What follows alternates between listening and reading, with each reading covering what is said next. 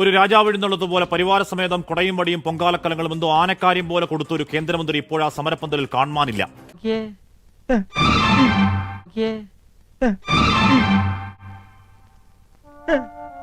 കൺകെട്ട് മതിയാക്കി ഒരു തീരുമാനമെടുത്ത പേപ്പറുമായി വന്നാൽ മതി എന്ന് ആശമാർ ആർജവത്തോടെ പറഞ്ഞതുകൊണ്ടാണ്, അല്ലാതെ സൂപ്പർ സ്റ്റാർ ഡയലോഗ് ഡെലിവറിയും അഭിനയവും മാറുന്നതല്ല. അങ്ങനെ കേന്ദ്രവും കേരളവും അങ്ങോട്ടും ഇങ്ങോട്ടും തട്ടിക്കളിക്കുന്ന ഒരു നെറികെട്ട രാഷ്ട്രീയ കളിയുടെ ദയതീണ്ടാത്ത അധികാരത്തിന് തിരുമുറ്റത്ത് അത്താഴപ്പട്ടിണിക്കാരായ കുറച്ച് പാവം സ്ത്രീകൾ കരിഞ്ഞു കരുവാളിക്കാൻ തുടങ്ങിയിട്ട് ഇന്നേക്ക് നാളുകൾ 40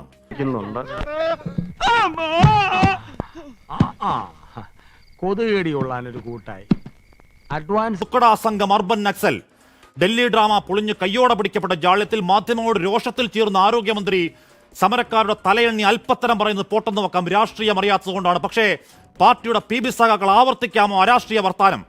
സമരക്കാരുടെ എണ്ണം നോക്കി ആവശ്യം ത്രാസിൽ തൂക്കി അളക്കലാണ് നവകേരളത്തിലെ പുതിയ CPM-ന്റെ രാഷ്ട്രീയ യുക്തിയെങ്കിൽ പോയ ലോക്സഭാ തെരഞ്ഞെടുപ്പിൽ ആസേതു ഹിമാചലം 2% വോട്ടുറപ്പിക്കാൻ കഴിയാത്തൊരു പാർട്ടിക്ക് രാജ്യത്തെ ഏതെങ്കിലും പ്രശ്നത്തിൽ കമാന്ന് വാതുറക്കാൻ അവകാശമുണ്ടോ? ഞാൻ നിനക്ക് ശക്തമായിട്ട് കുറച്ച് ഉപദേശം തരാൻ പോവാ. ഇതിനോടകം ഐക്കോണിക് എന്ന് രേഖപ്പെടുത്തിയ സമരകാലമാണ്. കയ്യിൽ 10 പൈസ എടുക്കാനില്ലാത്ത പട്ടിണിക്കാരായ സ്ത്രീകളോട് യുദ്ധം പ്രഖ്യാപിച്ച് എളമരത്തിന്റെ പാട്ടത്തിയറിയും ഗോപിനാഥന്റെ സെക്സിസ്റ്റ് വികൃതവാണിയും പോരാഞ്ഞ് ഇപ്പോൾ പാതിവന്ത ഡേറ്റ ഹൂളിഗൻ സംഘത്തിന് ചോർത്തിക്കൊടുത്ത് സൈബർ സഖാക്കൾ വട്ടം കൂടി കൊത്തിപ്പറിച്ച് അട്ടഹസിക്കലാണ്. കൂട്ടിലുണ്ട് സാംസ്കാരിക മാധ്യമ PR ഫ്രാക്ഷൻ. 400 ദിവസമായാലും നിരാഹാരത്തിൽ വെയിലത്ത് വെണ്ണീറായ പെണ്ണുങ്ങളങ്ങ് ചത്തു തൊലഞ്ഞാലും ഞങ്ങളുടെ അഹന്തയ്ക്ക് അധികാര ഗർവിന് അയവില്ല എന്നാണ് നിങ്ങളുടെ നയപ്രഖ്യാപനമെങ്കിൽ അടിസ്ഥാന വർഗം എന്ന വാക്കുച്ചരിക്കാൻ ഗീർവാണമടിക്കാൻ അധികാരവർഗ CPM-യെ നാണമുണ്ടോ? പ്രിയ പ്രേക്ഷകർക്ക് എൻകൗണ്ടർ പ്രൈമിലേക്ക് സ്വാഗതം. തേടിയതാണോ പ്രശ്നം? ഇപ്പൊ നിങ്ങൾ നിങ്ങളുടെ ഊഹങ്ങളിൽ വാർത്ത കൊടുക്കുന്നു. ആ ഊഹങ്ങൾക്കനുസരിച്ച് പ്രതികരിക്കാൻ എനിക്ക് പറ്റില്ല. ഞാൻ പറയേണ്ട കാര്യങ്ങൾ കൃത്യമായി പറഞ്ഞിട്ടുണ്ട്. കേന്ദ്ര സ്കീമിലുള്ള ആശമാരുടെ സമരത്തിന്റെ പശ്ചാത്തലത്തിൽ ഡൽഹിയിൽ കേന്ദ്രമന്ത്രിയെ കാണാൻ അനുവാദം തേടിയത് തെറ്റാണോ? സർ, ചർച്ചയിൽ പ്രശ്നത്തിന് പരിഹാരം ഉണ്ടാകാതിരിക്കാനുള്ള കാരണം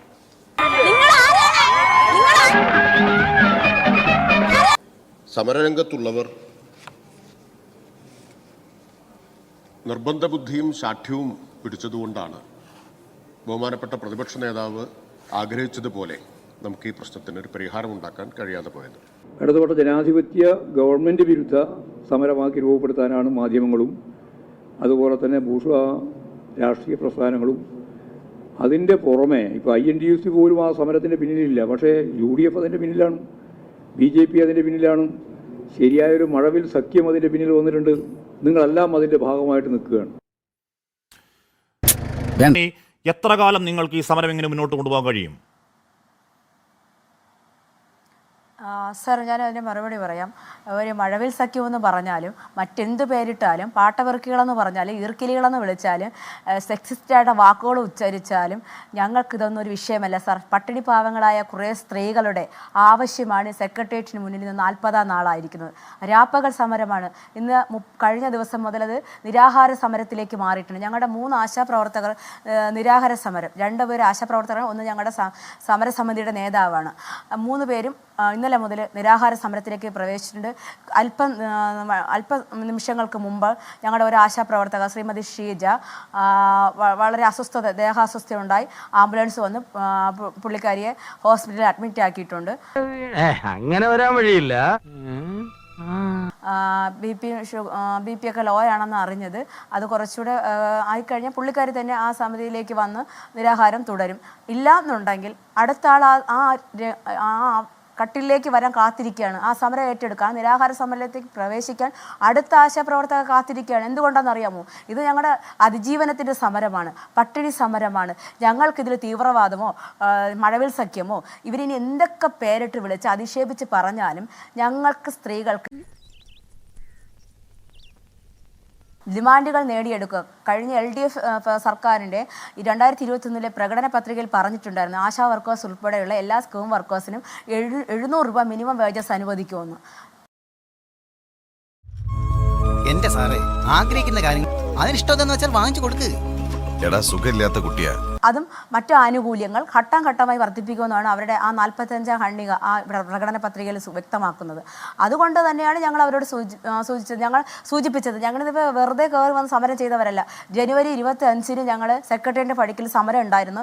ഞങ്ങൾ പറഞ്ഞതായിരുന്നു ഈ സംസ്ഥാന ബഡ്ജറ്റിൽ ഞങ്ങളെ പരിഗണിക്കണം, ഇല്ലാന്നുണ്ടെങ്കിൽ ഞങ്ങൾ വീണ്ടും ഇവിടെ രാപ്പകൽ സമരത്തിന് വരുമെന്ന് പറഞ്ഞിട്ട് പോയി. അതുപോലെ തന്നെയാണ് സംസ്ഥാന ബഡ്ജറ്റ് കഴിഞ്ഞു.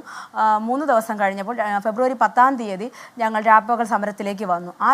നിനക്ക് തോന്നുന്നുണ്ടോ നാട്ടിൽ അപ്പനൊക്കെ ഒരു പെട്ടിക്കടയുണ്ട്, നൈസായിട്ട് വന്ന് പൊളിച്ച് റെനോവേറ്റ് ചെയ്ത് ഒരു സൂപ്പർ മാർക്കറ്റ് തുടങ്ങിയാലെന്ന് ആലോചിക്കുക. സർക്കാരിന് പഴയ വാഹനങ്ങൾ വാങ്ങി പുതിയ വാഹനങ്ങൾ വാങ്ങാൻ ബജറ്റിൽ നീക്കി വെച്ച് എത്രയാ 100 കോടി രൂപ? ജെ.കെ. നെഞ്ചത്ത് കൈവച്ച് പറ. അതെങ്കിലും ഈ 10,000 അംഗീകരിച്ച് ഈ സമരം തീർക്കാതിരിക്കാനും മാത്രം ഗതികെട്ട കോലത്തിലാണോ കേരളത്തിന്റെ ഖജനാവ്? വേറെ കാര്യം തീർച്ചയായിട്ടും അങ്ങയുടെ ചോദ്യത്തിൻ്റെ മറുപടിയിലേക്ക് വരിക തന്നെ ചെയ്യാം. പക്ഷേ ഇപ്പോൾ ഈ സമരത്തോട് അങ്ങ് ഓർമ്മിക്കുന്നുണ്ടാവും, അങ്ങയുടെ സാന്നിധ്യത്തിൽ തന്നെ ആശാപ്രവർത്തകരുടെ സമര സംബന്ധമായിട്ട് ഇതിനു മുമ്പും നമ്മൾ സംവാദത്തിൽ പങ്കെടുത്തിട്ടുണ്ട്. ബഹുമാനിയായ പാലക്കാട് നിയമസഭാ അംഗം ഉൾപ്പെടെയുള്ള സംവാദത്തിൽ നമ്മൾ ഒരുമിച്ച് നടത്തിയിട്ടുമുണ്ട്. അത് ശരി, എന്നിട്ടാണ് അവൻ ഇത്ര അഹങ്കാരം. പക്ഷേ ആ ഘട്ടത്തിലൊക്കെ സമരത്തോട് വളരെ മാന്യമായി, സമരത്തിൽ യാതൊരു തെറ്റും ആരോപിക്കാനില്ല. CPIMന്റെ സംസ്ഥാന സെക്രട്ടറി ആ സമയത്ത് സമരസംബന്ധമായിട്ട് പറഞ്ഞ അഭിപ്രായത്തെ ഉയർത്തിപ്പിടിച്ചുകൊണ്ട് തന്നെയാണ് ഞാൻ ഇത്തരം സംവാദങ്ങളിലൊക്കെ പങ്കെടുത്തിട്ടുള്ളത്. പക്ഷേ ഇന്നു മുതൽ ആശാപ്രവർത്തകരുടെ സമരസംബന്ധമായ സംവാദത്തിലിരിക്കുമ്പോൾ എനിക്ക് ആ കാര്യത്തിൽ ചെറിയ ഒരു അഭിപ്രായ വ്യത്യാസം, അല്ലെങ്കിൽ എൻ്റെ അഭിപ്രായഗതിയിൽ ഒരു ചെറിയ മാറ്റം വന്നിട്ടുണ്ട്.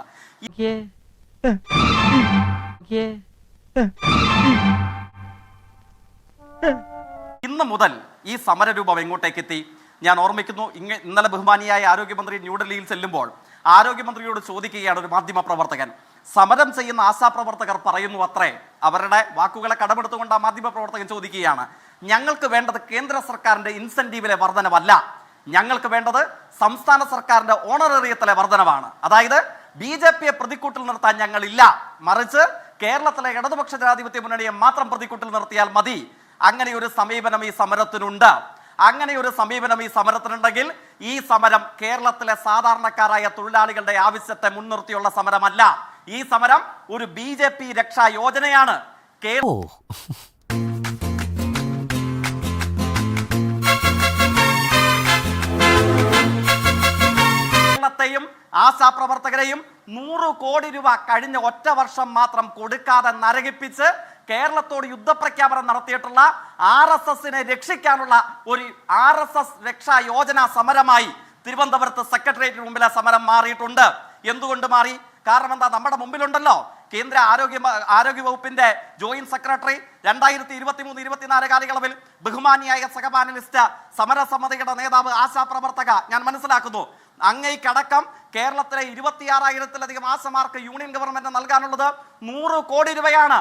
636.88 കോടി രൂപ ഒറ്റ വർഷം നൽകാതെ നമ്മുടെ കേരളത്തിന് അങ്ങടക്കമുള്ള ആശാപ്രവർത്തകർക്ക് നൽകാതെ കേരളത്തോട് യുദ്ധം പ്രഖ്യാപിച്ചിരിക്കുന്നു.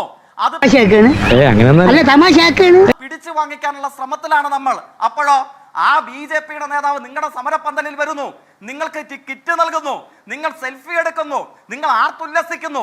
BJP നേതാക്കന്മാർ വരുമ്പോൾ നിങ്ങൾ ആർത്തുല്ലസിക്കുന്നതിൽ എനിക്ക് അഭിപ്രായ വ്യത്യാസമല്ല. പക്ഷെ എന്താണ് ചോദിക്കേണ്ടിയിരുന്നില്ലേ? 2023-24 കാലയളവിൽ ബഹുമാനിയായ ആശാപ്രവർത്തകരെ, നിങ്ങൾക്ക് ഏതെങ്കിലും ഒരു തവണ 10,000-ൽ കുറയാത്ത തുക കിട്ടാതിരുന്നോ? ഏതെങ്കിലും ഒരു മാസം യൂണിയൻ ഗവൺമെന്റ് നൽകാതിരുന്നു? നമ്മുടെ കേരളം ആശാപ്രവർത്തകർ അടക്കമുള്ള നമ്മുടെ നാടിനോട് RSS യുദ്ധം പ്രഖ്യാപിച്ചിട്ട് ആ യുദ്ധത്തോട് പോടാ പുല്ലേ എന്ന് പറഞ്ഞിട്ടാണ് ആശാപ്രവർത്തകർക്ക് അടക്കമുള്ള ശമ്പളം മുടങ്ങാതെ എടുത്ത് നൽകിയത്. പക്ഷെയോ ആ ആശാപ്രവർത്തകർക്ക് ശമ്പളം മുടക്കിയ RSS നേതാവിന് നിങ്ങളുടെ സമരപന്തലിൽ ചുവപ്പ് പരവതാനി. ആങ്കർ കണ്ടില്ലേ BMSന്റെ ഇന്നലത്തെ പത്രക്കുറിപ്പ്? എന്താ BMS പറഞ്ഞിരിക്കുന്നത്? BMS പറയുന്നു, ഈ കാര്യങ്ങൾ അംഗീകരിച്ചില്ലെങ്കിൽ ഞങ്ങൾ എന്ത് ചെയ്യും? ഞങ്ങൾ ഇൻഡെഫിനിറ്റ് സ്ട്രൈക്കിലേക്ക് പോകും.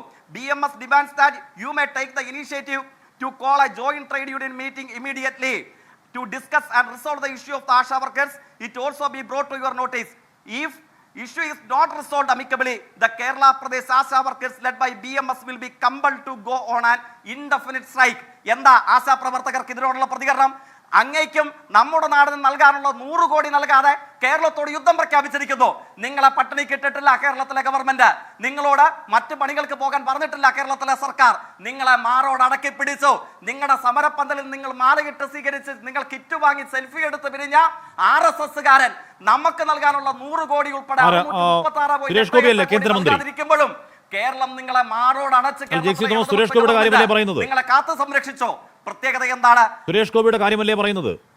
അതെ, അത് ഉൾപ്പെടെയുള്ള എത്ര RSS നേതാക്കൾ, ഞാൻ പറയുന്നത് ബി ജെ പി നേതാക്കൾ, RSS നേതാക്കന്മാർ ഇവരുടെ സമരപ്പന്തലിൽ വരുന്നു. ഞാൻ പറയുന്നത് ബി ജെ പിയുമായി ഒരു തരത്തിലും സമരയോജിപ്പിന് CPM ഇല്ല എന്ന് ജെയ്ക്കിന് നിലപാടുണ്ടോ? ബി ജെ പിയുമായി ഒരു തലത്തിലും സമരയോജിപ്പിന് CPM ഇല്ല എന്ന് ഒരു ഒറ്റ ദൃശ്യം കാണിച്ചോട്ടെ, ഒന്ന് പ്ലേ ചെയ്യോ. വിഴിഞ്ഞം സമരകാലത്ത് VV രാജേഷും മാനാവൂർ നാഗപ്പനും പ്രതിപക്ഷ നേതാവ് നിയമസഭയിൽ പറഞ്ഞത് നമ്മൾ കണ്ടതാണ്. കണ്ടതല്ലേ വിഷല ജെയ്സി തോമസ് വിഷല് കാണിക്കുക. താങ്കൾ ഇപ്പൊ പറഞ്ഞ എന്താ? താങ്കൾ ഇപ്പൊ പറഞ്ഞ സംശയം എന്താ ചോദിച്ചു? സംശയം വേണം ജെയ്ക്ക്. വിഴിഞ്ഞം സമരകാലത്തെ സമരം പൊളിക്കാൻ CPM ജില്ലാ സെക്രട്ടറിയും BJP ജില്ലാ സെക്രട്ടറിയും തോളോട് തോൾ ചേർന്ന് ഏകോദര സഹോദരങ്ങളെ പോലെ സമരം ചെയ്ത സെക്രട്ടറിന് മുന്നിലെ ദൃശ്യങ്ങളാണ് കാണുന്നേ. അതുകൊണ്ട് BJP-കാരൻ സമരപ്പന്തൽ വന്നതിനെ വല്ലാതെ അപരാധവാക്കല്ലേ ജയിക്കേ? ഞങ്ങൾ വിഴിഞ്ഞത്തിന് വേണ്ടി 456 ദിവസത്തിലധികം തിരുവനന്തപുരത്ത് കുടിൽ കെട്ടി സമരം ചെയ്തവരാ. തോളോട് തോൾ ചേർന്ന് നിൽക്കുക നിങ്ങളുടെ നേതാക്കൾ. UDF ഗവൺമെന്റിന്റെ കാലയളവിൽ വിഴിഞ്ഞം തോളോട് തോൾ ചേർന്ന് നിൽക്കുക സയാമീസ് ഇരട്ടകളെ പോലെ നിങ്ങളുടെ നേതാക്കൾ. BJP നേതാവ് മാനാവൂർ നാഗപ്പനും ജയിക്കേ ഒരു കേന്ദ്രമന്ത്രി സമരപ്പന്തൽ വന്നതിനെ വല്ലാതെ പഴിക്കല്ലേ? അങ്ങ് കേൾക്കുക. അങ്ങയുടെ രോഷപ്രകടനം കഴിഞ്ഞെങ്കിൽ എനിക്ക് മറുപടി പറയാലോ. അങ്ങ് അവസരം നൽകണം. അങ്ങയുടെ രോഷപ്രകടനം കഴിഞ്ഞെങ്കിൽ എനിക്ക് മറുപടി പറയാലോ. അങ്ങ് പറഞ്ഞോളൂ. എന്റെ ചോദ്യം ഇത്രയേ ഉള്ളൂ. കേരളത്തിലെ ഇടതുപക്ഷ BJP നേതാവുമായി തോളോട് തോൾ ചേർന്ന് നിൽക്കുക, അല്ലാതെ ഏതെങ്കിലും BMSന്റെ വാർത്താക്കുറിപ്പല്ല. അദൃശ്യമായ രീതിയിൽ ഏതോ RSSകാരൻ കയറിക്കുന്നു ഗോവിന്ദ മാഷ് പറയുന്നതല്ല. RSSകാരനുമായി ആനാവൂർ നാഗപ്പൻ തോളോട് തോൾ ചേർന്ന് നിൽക്കുക ഒരു സമരമുഖത്ത്. എന്നിട്ട് ഇവിടെ വന്നിരുന്ന് നിങ്ങൾ സുരേഷ് ഗോപി വന്നതിനെ എന്താണ് അത് മഹാപരാധമാക്കുന്നു ജയിക്കേ? കേസിലെ പ്രതിയുമായിട്ട് പൊളിഞ്ഞു കഴിയുമ്പോ സകല CPM-കാരുടെ പൊളിഞ്ഞു കഴിയുമ്പോ സകല CPM-കാരും വന്നിരുന്ന് ആവർത്തിക്കുന്നതാ ഒറ്റപ്പെട്ടൊരു നിഖിൽ കാര്യം. ചിത്രത്തിന്റെ കാര്യം ഈ ദൃശ്യത്തിന് ജയിക്കിന് മറുപടി ഉണ്ടോ? ഈ ദൃശ്യത്തിന് ജയിക്കിന്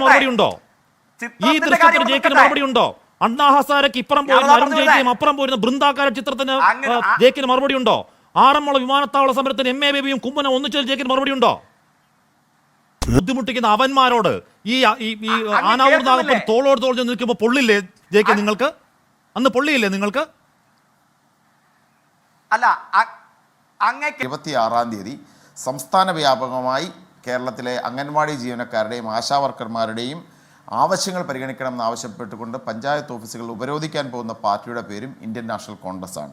INTUC കോൺഗ്രസ് പാർട്ടിയുടെ തീരുമാനമനുസരിച്ച് ആശാവർക്കർമാർക്ക് പിന്തുണ അർപ്പിച്ചുകൊണ്ട് കഴിഞ്ഞ ദിവസങ്ങൾ 5 ദിവസങ്ങൾക്ക് മുമ്പാണ് കേരളത്തിലെ പഞ്ചായത്ത് ഓഫീസുകൾക്ക് മുമ്പിൽ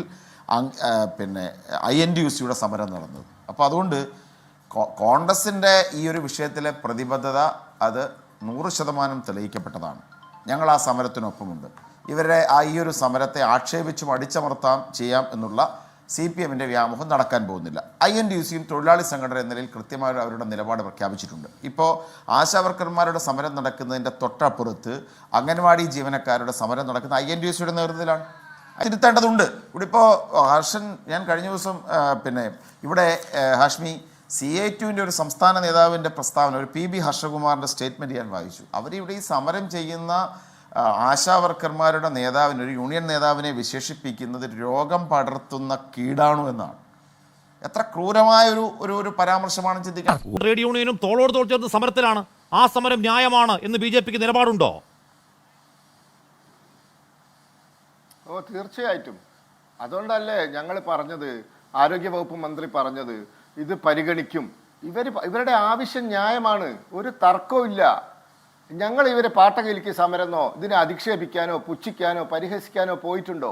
ആദ്യത്തെ മറുപടി തന്നെ കേന്ദ്ര ആരോഗ്യ വകുപ്പ് മന്ത്രി പറഞ്ഞില്ലേ പരിഗണിക്കാമെന്ന്. ഇത് ന്യായമായ ആവശ്യമാണെന്ന്. ഇതാണ് കേന്ദ്ര സർക്കാരിന് വരെ അങ്ങനെ അഭിപ്രായം ഉള്ളത് കൊണ്ടല്ലേ ഗൗരവമായി പരിഗണിക്കാമെന്ന് പറഞ്ഞത്. സാറേ, പരിഗണിച്ചാൽ പോരെ, ചെയ്യ്. ഏകപക്ഷീയമായ തീരുമാനം എടുക്കാൻ പറ്റില്ല. എന്തുകൊണ്ട് പറ്റില്ല? കേന്ദ്രത്തിന് തീരുമാനിക്കാം. അതെ, അതിനൊരു പ്രോസസ് ഉണ്ട്. കേന്ദ്രത്തിന് തീരുമാനിക്കാം. നിങ്ങൾ ആവേശം കൊള്ളല്ല. NHM-ന്റെ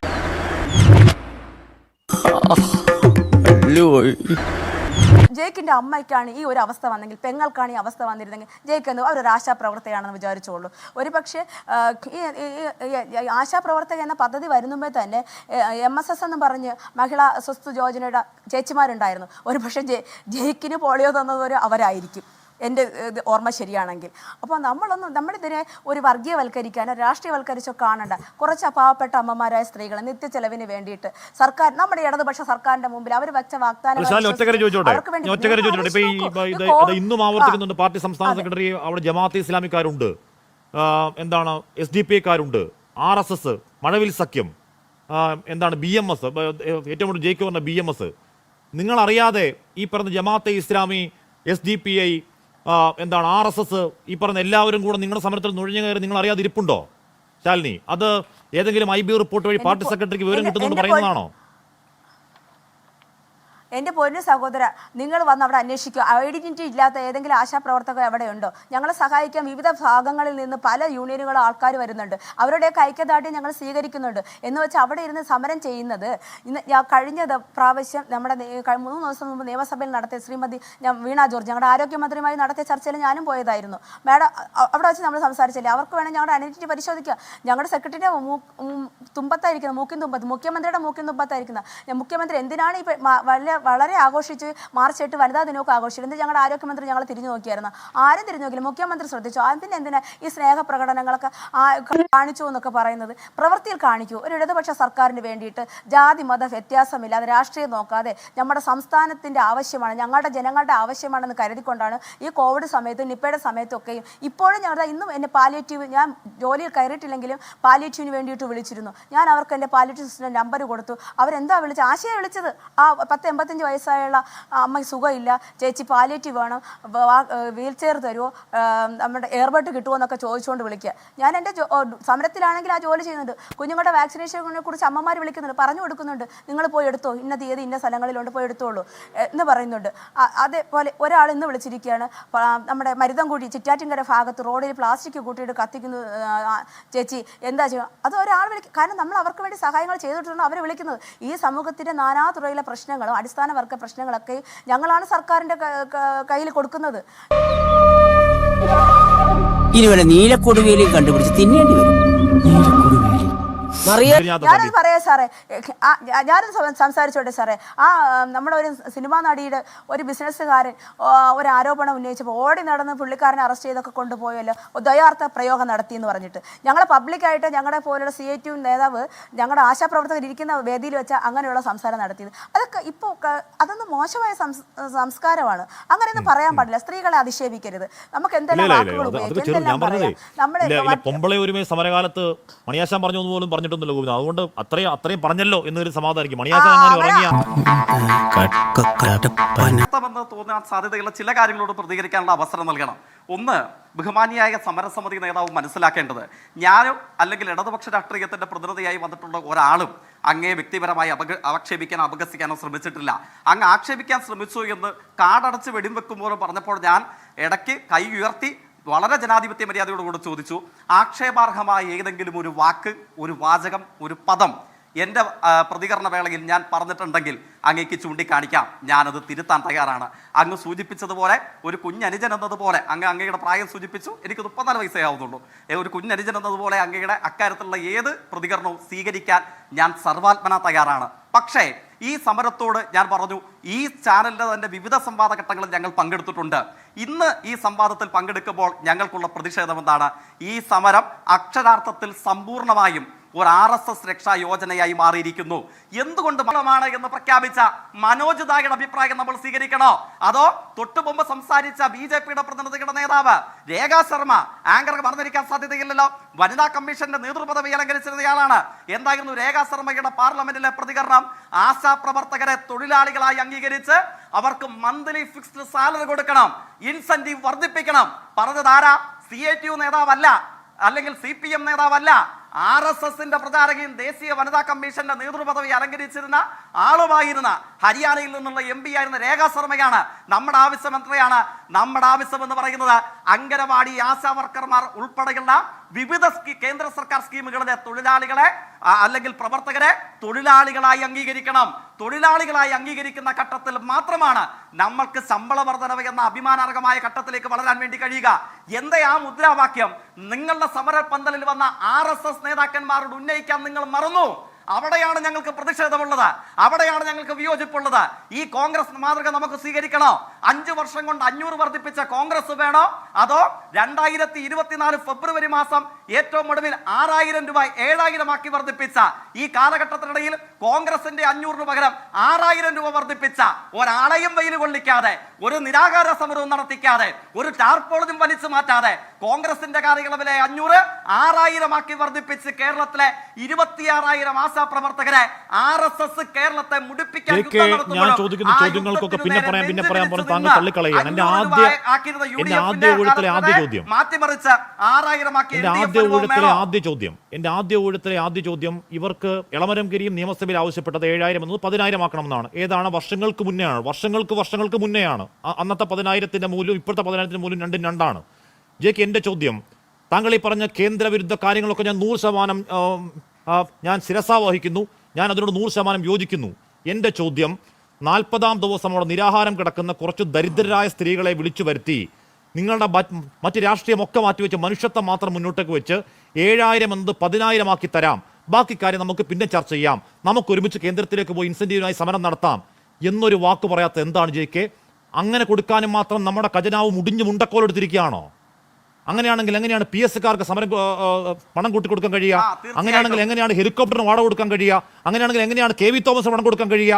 ജയിക്കെ, എനിക്ക് സ്കൂളിൽ പോകണം, ഹെഡ് മാസ്റ്റർ എന്നെ ചീത്ത പറയുന്നത്, എവിടേക്ക് പോകണ്ടെന്ന്.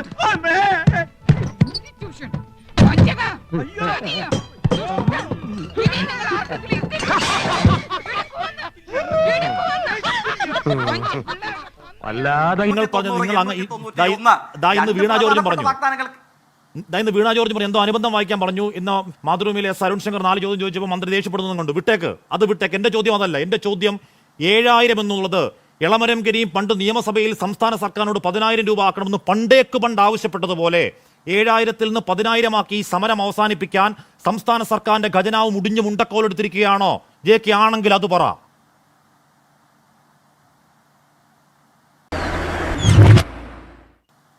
തീർച്ചയായിട്ടും അങ്ങ് അത് വിട്ടേക്കാൻ പറയുമ്പോൾ വിട്ടേക്കാനും അങ്ങ് എടുക്കാൻ പറയുമ്പോൾ എടുക്കാനും 24 ന്യൂസിലെ വാർത്താവതാരകന്റെ പണിയല്ല എനിക്കുള്ളത്. ഞാൻ CPIMന്റെ അഭിപ്രായം പറയാൻ വന്നിരിക്കുന്നതാണ്. അതുകൊണ്ട് ആ ഡിക്റ്റേഷൻ എന്നോട് വേണ്ട. അത് അങ്ങ് ദയവായി അങ്ങ് പറയുന്നത് കേൾക്കാൻ 24 ന്യൂസിൽ ആരെങ്കിലും ഒക്കെ വെമ്പി നിൽക്കുന്നതൊക്കെ അവരോട് മതി. അത് എന്റെ എടുക്കൽ വേണ്ട. സമൂഹത്തിന്റെ താഴേത്തട്ടിൽ ജീവിക്കുന്ന അടിസ്ഥാന വർഗത്തിൽപ്പെട്ട പരമസാധുക്കളായ പട്ടിണിക്കാരായ കുറച്ച് സ്ത്രീകളുടെ സമരം ശമ്പളം ദിവസം 232 രൂപയിൽ നിന്ന് 235 രൂപ പോലും ആവരുത് എന്ന ഉത്തമ ബോധ്യത്തിൽ വീറോടെ വാദിക്കുക. നെഞ്ചിൽ കൈവച്ച് ആലോചിക്ക് ജയിക്ക്, ഇടതുപക്ഷ നിലപാടാണോ എന്ന് നെഞ്ചിൽ കൈവച്ച് ആലോചിക്ക്. താങ്കൾ ഉള്ളിൽ കുറ്റബോധം ഇല്ലാതെയാണോ ഈ പറയുന്നതെന്ന്?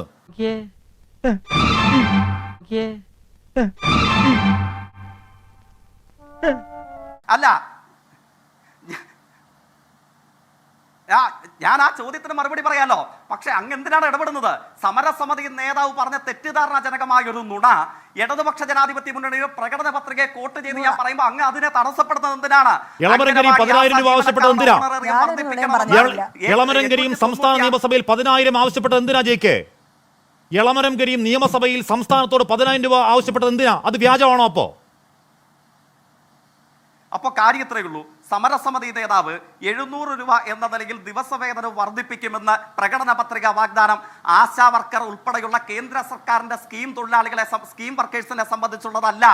ആശാ, അംഗനവാടി ഉൾപ്പെടെയുള്ള സ്കീം വർക്കേഴ്സിനെ സംബന്ധിച്ച് ഓണറേറിയം കാലാനുസൃതമായി വർദ്ധിപ്പിക്കണമെന്ന നിലപാടാണ് 891 LDFന്റെ പ്രകടന പത്രികയിലുള്ളത്. അതുകൊണ്ട് അങ്ങ് നുണ പറഞ്ഞു എന്ന് ഞാൻ പറയുന്നില്ല.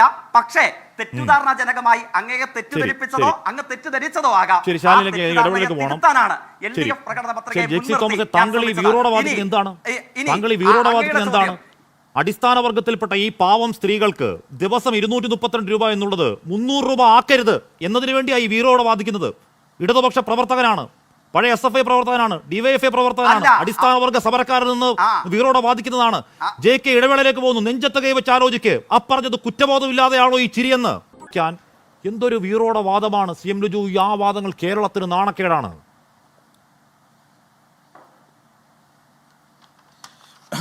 ഹാഷ്മി, ഞാൻ നേരത്തെ നിങ്ങൾ ചോദിച്ച ചോദ്യത്തിന് മറുപടി പറയുന്നതിനിടയിൽ എനിക്ക് തോന്നുന്നു ടെലിഫോൺ കട്ടായി പോയി എന്ന് തോന്നുന്നു. അപ്പോൾ ഏതുവരെ നേരത്തെ പറഞ്ഞത് കേട്ടു എന്ന് എനിക്കറിയില്ല. എന്തായാലും ഞാൻ ഈ ചർച്ചയിൽ ചില പ്രസക്തമായ കാര്യങ്ങൾ മാത്രം ഉന്നയിക്കാനും മറുപടി പറയാനുമാണ് ആഗ്രഹിക്കുന്നത്. ഒന്ന്, ജയിക്കിനുള്ള ചില മറുപടികൾ ആദ്യം പറയാം, അതിനുശേഷം ബാക്കി സംസാരിക്കാം. ഒന്ന്, നിങ്ങളുടെ പ്രകടന പത്രികയിൽ ഇതിപ്പോൾ ബഹുമാന്യായ ആരോഗ്യമന്ത്രി തന്നെ അവരുടെ ഫേസ്ബുക്ക് പേജിൽ പ്രസിദ്ധീകരിച്ച പ്രകടന പത്രികയിൽ അതിൽ 890 മിനിമം കൂലി 700 രൂപയാക്കുന്ന നടപടി സ്വീകരിക്കും. അത് തൊഴിലാളികൾക്ക് വേണ്ടി പറയുന്നു. രണ്ടാമത്തെ കാര്യം, അംഗൻവാടി ജീവനക്കാർ, ആശാ വർക്കർമാർ, സ്കൂൾ പാചക തൊഴിലാളികൾ തുടങ്ങിയ സ്കീം വർക്കേഴ്സിൻ്റെയും പഞ്ചായത്തുകളിലെ പാലിയേറ്റീവ് നഴ്സുമാരുടെയും കുടുംബശ്രീ ജീവനക്കാരുടെയും സ്കൂളുകളിലെയും പഞ്ചായത്തിലെയും കൗൺസിലേഴ്സ് എന്നിവരുടെ ഹോണറേറിയം ഇടതുപക്ഷ സർക്കാർ ഗണ്യമായി ഉയർത്തുകയുണ്ടായി. ഈ സമീപനം ശക്തിപ്പെടുത്തും. ഏത് സമീപനമാണ് JK ശക്തിപ്പെടുത്തിയത്? നിങ്ങളുടെ CITU നേതാവായ തൊഴിലാളി സംഘടനയുടെ നേതാവായ ശ്രീ എളവരം കരീം 2014 ഉൾപ്പെടെ ഉന്നയിച്ചിരുന്ന ആവശ്യങ്ങൾക്കനുസൃതമായി നിങ്ങൾ പ്രതികരിച്ചോ? നിങ്ങൾ ഗണ്യമായിട്ട് നിങ്ങൾ ഉയർത്തിയോ? നേരത്തെ ഇവിടെ ഉയർത്തിയൊരു ചോദ്യം, 7000 രൂപയിൽ നിന്നും 10000 രൂപ വരെ ഓണറേറിയം ഉയർത്തണമെങ്കിൽ പ്രതിവർഷ ചെലവ് 94 കോടി രൂപ. നിങ്ങൾ പുതിയ വാഹനങ്ങൾ വാങ്ങാൻ വേണ്ടി ബജറ്റിൽ വകയിരുത്തിയിരിക്കുന്ന തുക 100 കോടി രൂപ. ഈ തുക ഒഴിവാക്കി നിങ്ങളുടെ CITU നേതാവ്, തൊഴിലാളി നേതാവ് ഉന്നയിച്ച തരത്തിൽ ഓണറേറിയം ഉയർത്താൻ തയ്യാറാണോ? അതല്ല, നിങ്ങൾക്ക് പുതിയ വാഹനത്തിൽ സഞ്ചരിച്ചുകൊണ്ട് മാത്രമേ തൊഴിലാളി നേതാക്കന്മാർക്ക് പോകുവാൻ സാധിക്കുന്നു എന്ന് നിബന്ധനയുണ്ടോ അല്ലെങ്കിൽ നിർബന്ധമുണ്ടോ? അത് വളരെ കൃത്യമായി നിങ്ങൾ മറുപടി പറയേണ്ട ഒന്നല്ലേ? തയ്യാറാണോ? എനിക്ക് VP-നോട് ക്ഷമിക്കണം. JK നേരിട്ട് മറുപടി പറയേണ്ട വിഷയം. JK ചുരുങ്ങിയ വാക്കുകൾ മറുപടി പറഞ്ഞ് അവസാനിപ്പിക്കാമോ? എൻ്റെ സമയം കഴിഞ്ഞു. JK എന്തായാലും UDF നേതാവ് പറഞ്ഞത് നന്നായി. ആഡംബരക്കാരനെ കുറിച്ചൊക്കെ അല്ലേ? അതായത് 2.5 കോടി രൂപയുടെ ലാൻഡ് ക്രൂയിസർ വാങ്ങിയിട്ട് സർക്കാർ ജീവനക്കാർക്കും ആശാപ്രവർത്തകർക്കും അംഗനവാടി ജീവനക്കാർക്കും പൈസ കൊടുക്കാൻ എൻ്റെ ഇല്ല എന്ന് പറഞ്ഞ കോൺഗ്രസിന്റെ തെലങ്കാന മാതൃക കേരളത്തിൽ സ്വീകരിക്കില്ല. UDF-ന്റെ 500 ഒരു സമരവും കൂടാതെ എല്ലാ വർഷവും ഘട്ടം ഘട്ടമായി വർദ്ധിപ്പിച്ച് 7000 ആക്കി ഗവൺമെന്റാണ് കേരളത്തിലെ ഇടതുപക്ഷ ജനാധിപത്യ മുന്നണി. ഇനിയും ഞങ്ങൾ വർദ്ധിപ്പിക്കും. അത് നിങ്ങളുടെ ശൈലി കൊണ്ടല്ല, ഞങ്ങളുടെ തൊഴിലാളി വർഗ ബോധ്യം കൊണ്ടാണ്. സമിതി നേതാവ് മനസ്സിലാക്കണം, വർദ്ധിപ്പിച്ച് കേരളത്തിൽ 7000 ആക്കിയപ്പോ കഴിഞ്ഞ 17 വർഷമായി കേന്ദ്ര സർക്കാർ ഒരണാ പൈസ വർദ്ധിപ്പിച്ചിട്ടില്ല. എന്തുകൊണ്ട് കേന്ദ്ര സർക്കാർ ഇന്ത്യയാകെയുള്ള ആശാപ്രവർത്തകർക്ക് ഒരണാ പൈസ വർദ്ധിപ്പിക്കാതിരിക്കുകയും